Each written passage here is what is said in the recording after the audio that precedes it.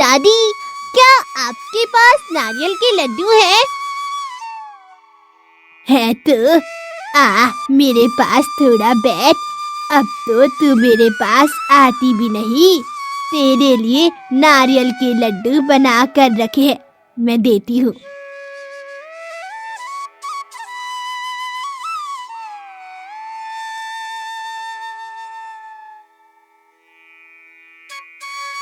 तुम्हारे नारियल लड्डू तो बहुत स्वादिष्ट है दादी। तुम मुझे एक कहानी सुनाओ ना दादी, मैं लड्डू खाते खाते सुनूंगी। दादी कहानी शुरू करने ही वाली थी, तभी घर के अंदर रूपा की माँ आती है और कहती है, कहानी सुन रही है? जाकर पढ़ाई कर जल्दी।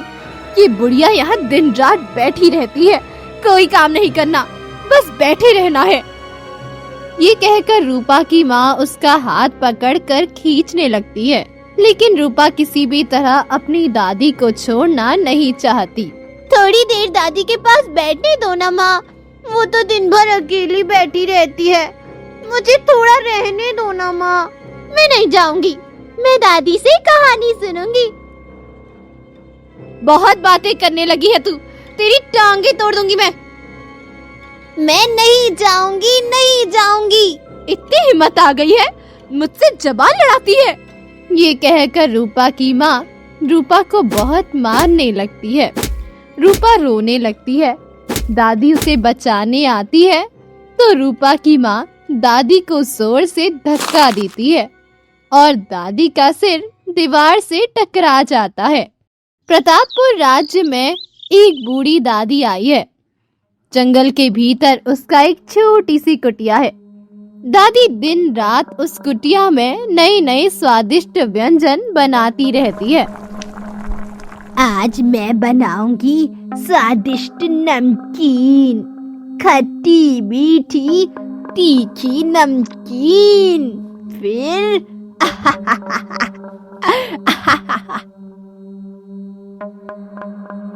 दादी नमकीन तलकर टोकरी में रखती है और बाहर निकलती है। रास्ते में जंगल के बाहर सड़क किनारे एक छोटा सा बच्चा खेल रहा था। अरे बेटा, नमकीन खाएगा? लेकिन दादी, मेरे पास पैसे नहीं हैं। पैसे की क्या जरूरत है, खाएगा ना नमकीन। दो नमकीन दो। ये ले नमकीन खा।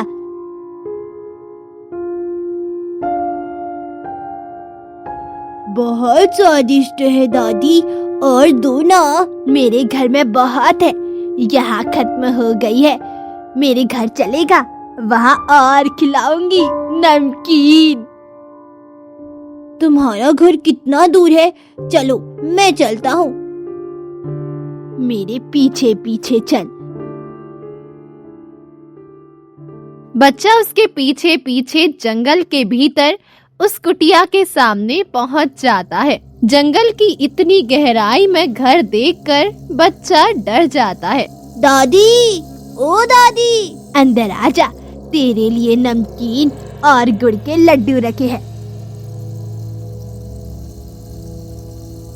गुड़ के लड्डू? चलो चलो। बच्चा जैसे ही अंदर जाता है, दादी कोई जादू बोलकर दरवाजा बंद कर देती है। बच्चा डर जाता है।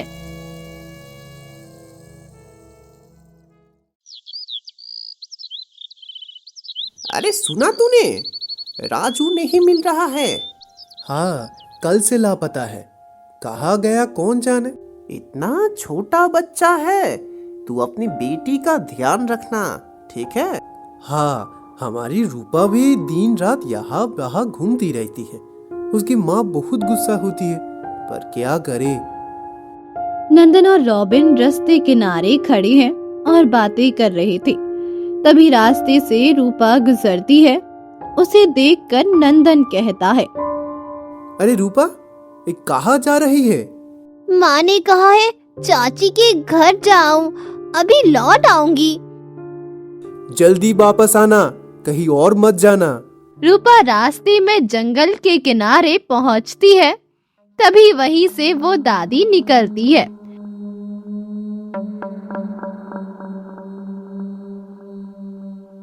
अरे तू रूपा है ना, पहचान गई तुझे। गुड़ के लड्डू खाएगी। तुमने मुझे कैसे पहचाना? और गुड़ के लड्डू तो मुझे बहुत पसंद है, मेरी दादी बनाती थी। दो ना, दिखाओ। दादी उसे 4 लड्डू देती है। रूपा खाने लगती है।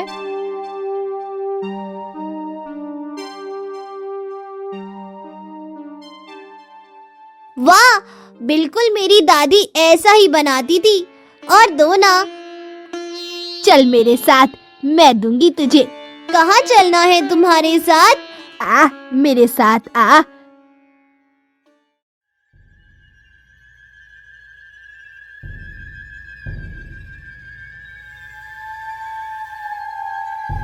दादी उसे जंगल की उस कुटिया के पास ले आती है। रूपा जैसे ही अंदर जाती है, दादी जादू बोलती है और दरवाजा बंद कर देती है। अंदर पहले से राजू बैठा था।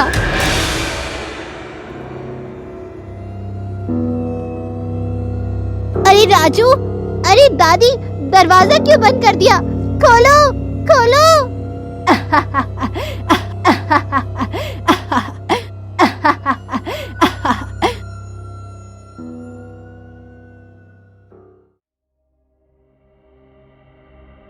वहाँ दादी अपनी झोली लेकर पहुँचती है।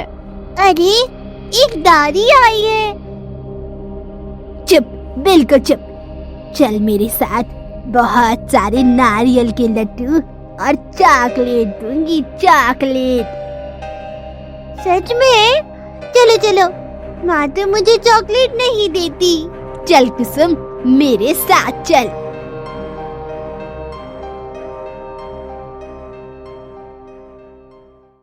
कुसुम दादी के साथ चलने लगती है।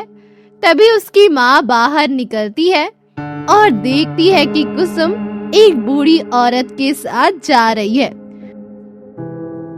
अरे कुसुम, कहाँ जा रही है? दादी खतरा समझकर कुसुम को गोद में उठाती है और गायब हो जाती है। ये देखकर कुसुम की माँ बेहोश होकर गिर जाती है।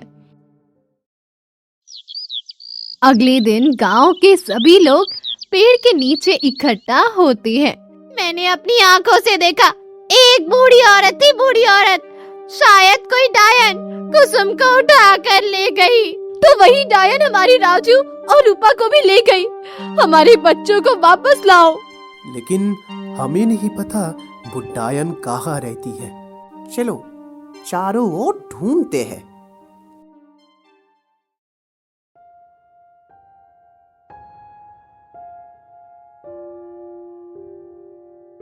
अरे क्यों रो रही हो? मैंने तुम्हें मारा क्या? माँ की याद आ रही है। मैं माँ के पास जाऊंगा। क्या रे, मेरे साथ रहना अच्छा नहीं लगता? मैं तुम्हारे लिए स्वादिष्ट स्वादिष्ट चीजें बनाती हूँ, कहानियाँ सुनाती हूँ। तुम बहुत अच्छी हो दादी, पर माँ की याद आती है। मैं भी माँ के पास जाना चाहती हूँ। शायद इन्हें रोककर मैं गलती कर रही हूँ। देखो, अंदर एक घर है। अंदर से बच्चों के रोने की आवाज आ रही है। हाँ, सच में।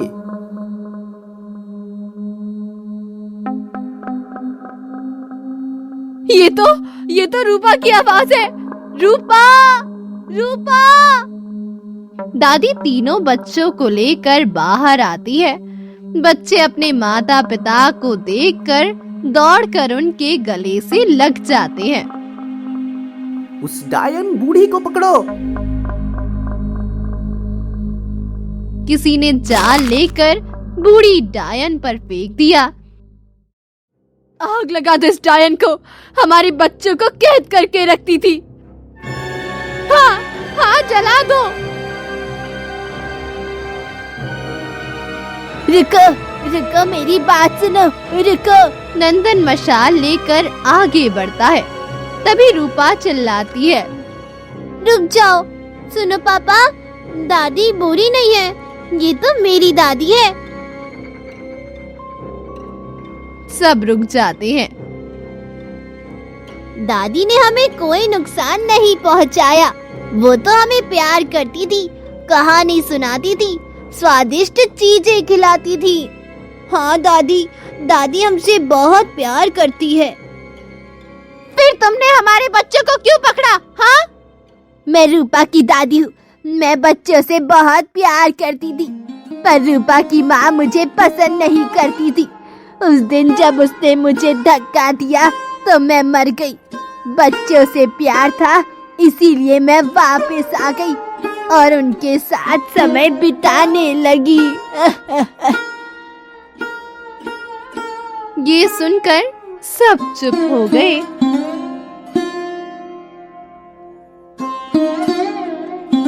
मुझे माफ कर दो माँ, मुझसे बहुत बड़ी गलती हो गई।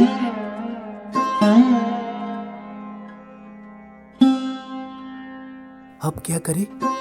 बच्चों को तो ले जाएंगे, पर दादी का क्या?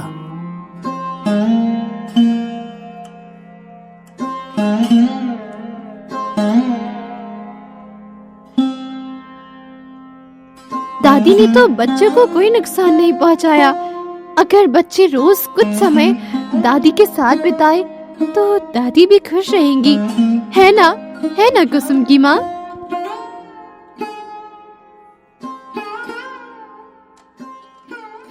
हाँ, सही कह रही हो। आजकल बच्चों को दादा दादी का स्नेह नहीं मिलता। अगर ये दादी उन्हें प्यार देगी तो क्या बुरा है, मुझे कोई आपत्ति नहीं। जब बच्चे ही कह रहे हैं कि दादी अच्छी है, तो हमें भी कोई आपत्ति नहीं है। दादी के चेहरे पर मुस्कान लौट आती है। बच्चे खुशी से उछलने लगते हैं। बहुत मजा। फिर दादी के पास आऊंगा, नमकीन खाऊंगा। मैं तो नारियल के लड्डू खाऊंगी। दादी, कल शाम को आऊंगी, बना कर रखना। हाँ, सब तैयार रखूंगी मैं। सब दादी से विदा लेकर अपने घर चले जाते हैं और दादी फिर से बच्चों के लिए नारियल लड्डू और नमकीन बनाने में लग जाती है।